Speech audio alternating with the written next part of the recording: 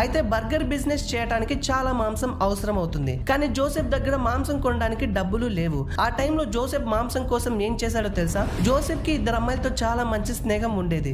ఆ ఇద్దరు అమ్మాయిల్ని ఒక రోజు ఇంటికి పిలిచి పార్టీ అని చెప్పి ఆల్కహాల్ తీసుకున్నాక మత్తులో ఉన్న ఆ ఇద్దరు అమ్మాయిల్ని చంపేశాడు. తర్వాత ఆ బాడీస్ ని చిన్న చిన్న పీసెస్ గా కట్ చేసి ఫ్రిడ్జ్ లో పెట్టి తల ఇంకా అవసరం లేని పార్ట్స్ ని పెరట్లో పాతి పెట్టేశాడు. ఇలా మనుషుల మాంసంతో బర్గర్ చేసి రోడ్ సైడ్ అమ్మేవాడు. ఈ బర్గర్స్ చాలా టేస్టీగా ఉన్నాయని చుట్టుపక్కల ఉన్న వాళ్ళు కూడా ఇతని దగ్గర బర్గర్స్ ని కొనేవాళ్ళు. అయితే ఒక రోజు ఫ్రిడ్జ్ లో దాచుకున్న మాంసం మొత్తం అయిపోయి ఒక అమ్మాయిని కిడ్నాప్ చేసి ఆ అమ్మాయిని మర్డర్ చేయబోతుంటే ఆ అమ్మాయి తప్పించుకుంది. అలా తప్పించుకున్న ఆ అమ్మాయి వెళ్లి అక్కడ జరిగిందంతా పోలీసులకి చెప్పింది. తర్వాత పోలీసులు జోసెఫ్ మొబైల్ క్యాంటీన్ దగ్గరికి వెళ్లి ఆ మాంసం ని చెక్ చేశాక అది మనుషుల మాంసం అని తెలిసిపోయింది.